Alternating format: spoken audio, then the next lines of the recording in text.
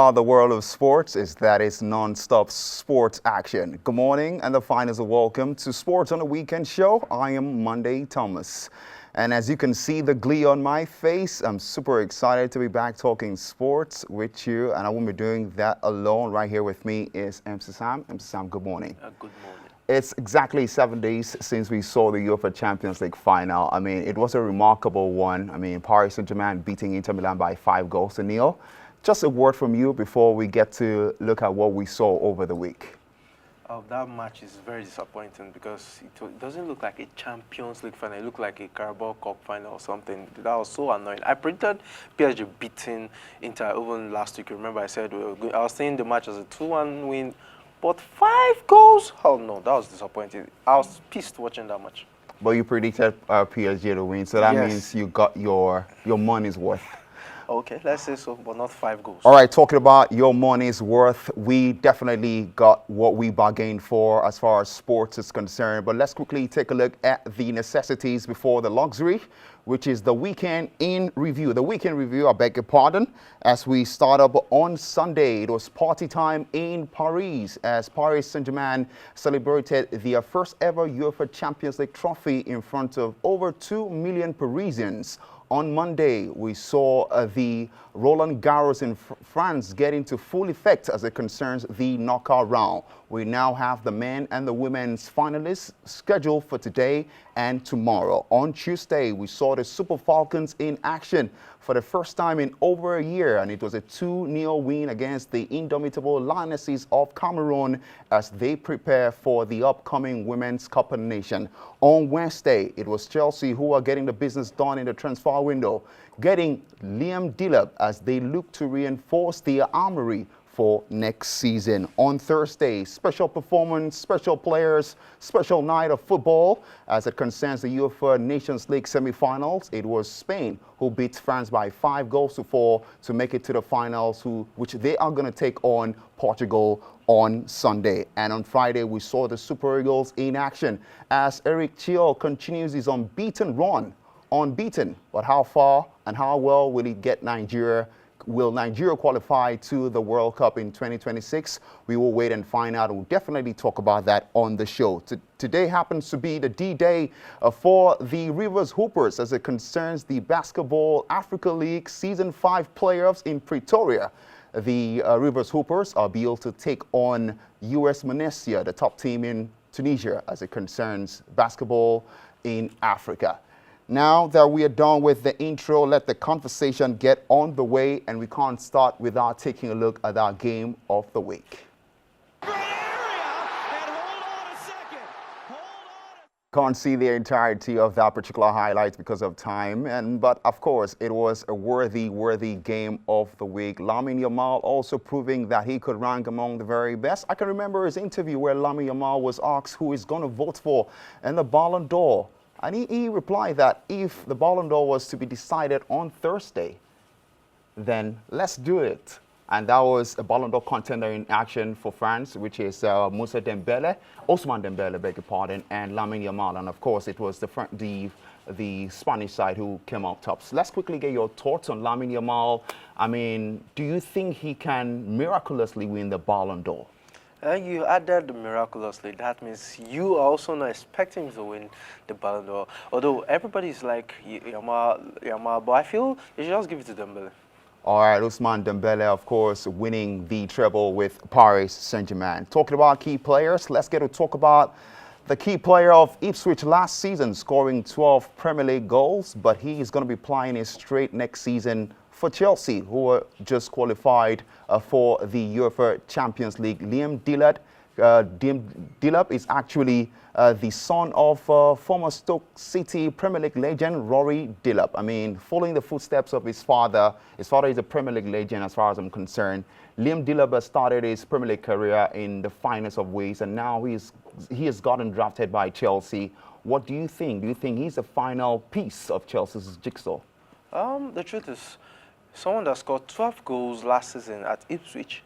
So coming to Chelsea, I feel he's going to do well. He's going to do better because for you to be able to score 12 good goals in one season in the Premier League for Ipswich, Ipswich, not Manchester United. No, Ipswich. He played at Manchester City Yeah. coming up. But now, Ipswich, 12 goals. I believe he's going to do well for Chelsea. All right, all the best going forward for Liam Delap. And now let's get to talk about what we saw here as Nigerians all the way in Luzhniki Stadium in Russia. It was the fifth game of Eric Steels, the new Super Eagles head coach. It finished 1-1. Tulu Akorodere, of course, equalizing for the Super Eagles right at the nick of time to see Nigeria get a 1-1 draw. It's 5 games so far for Eric Cheel and is still unbeaten. Now let's quickly take a look at the stats of Eric Cheels, the performance after his first 5 games, as we also look at it in perspective as we are counting down to the 2026 World Cup. Here you have it on your screen. His first game was a win against Rwanda away from home. His second game was a painful draw against Zimbabwe. His third game was a 2-1 win against the Black Stars of Ghana in the Unity Cup. His fourth game was a 2-2 draw in the finals of the Unity Cup, and of course they won by penalties. And his fifth game is a 1-1 draw against Russia in Russia. What do you make of that performance? Impressive enough? I would say 5 games, 3 wins, 2 draws, right? I feel that let's For a man just starting. That's he's doing well. And now let's look at it in the aspect of Nigeria qualifying to the World Cup. We missed the 2022 World Cup, and it's definitely going to be very daunting. We know how football gets to ameliorate the living conditions of Nigerians. Football makes Nigerians very happy. And we missed out of the 2022 World Cup. I know how I felt. Sam, do you want to miss out on the 2026 World Cup? Let me know. Nigeria's got 7 points with 4 games left to be played, and we are 4th position. 7 points, 4 games to be played.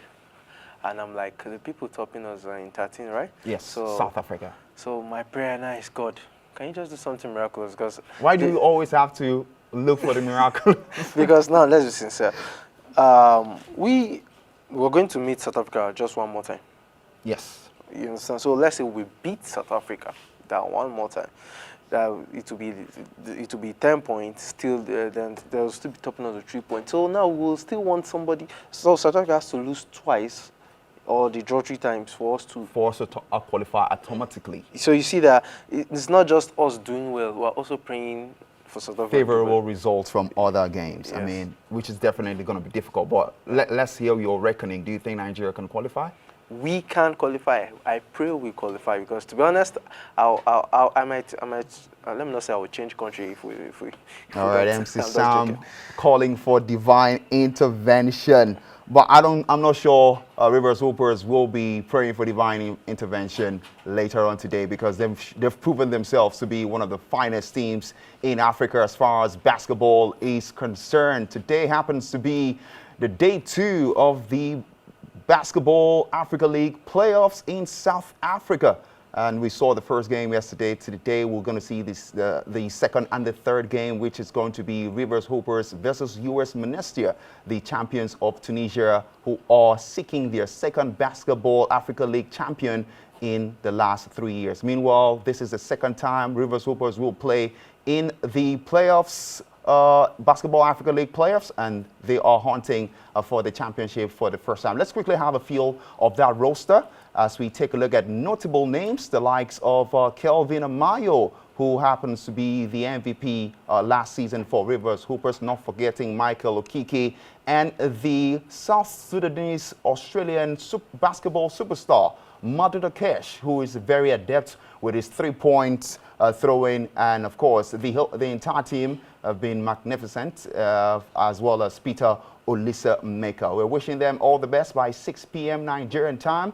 Rivers Hoopers versus US Monastir. We are slowly getting to basketball, and shall we get to talk about some ridiculousness that we saw, if I'm to use that word, on the first day of the NBA Final, Game 1, Indiana Pacers beating Oklahoma City Thunders, and this is how they did it.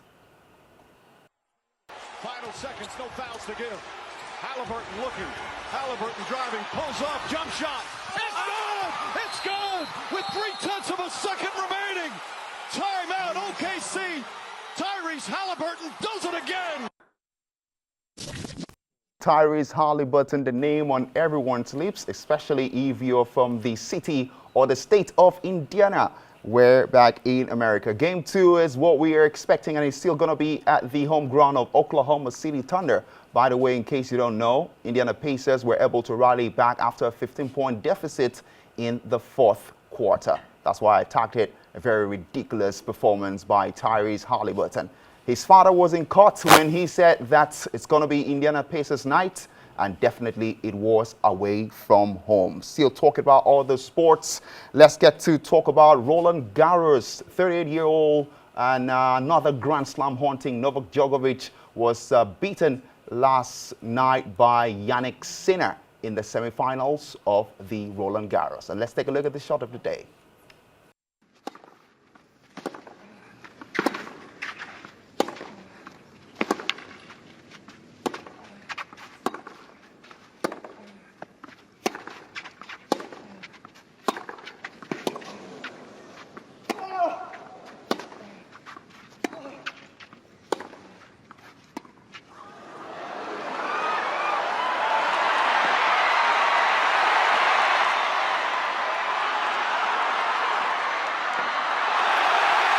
Sensational! And at last the Serbian has something to smile about. Boundlessly imaginative from both.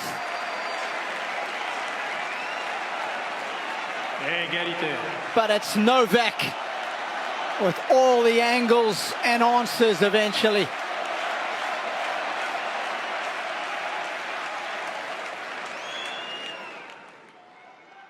If I'm to describe that passage of play, I would call it pinball wizardry, and we saw it from the veteran Novak Djokovic.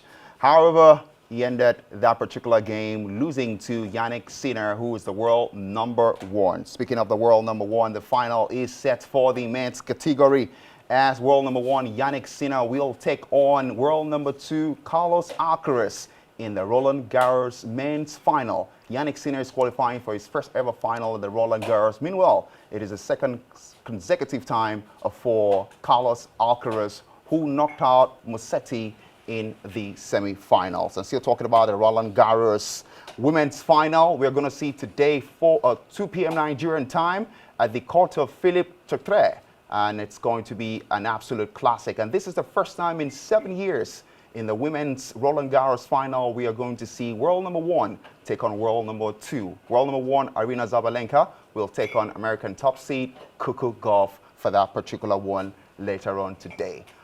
All right, Ms. MC Sam, it was great to have you, but unfortunately that's all we've got time for. Sports on the Weekend show. I remain Monday Thomas, and see you later for something greater.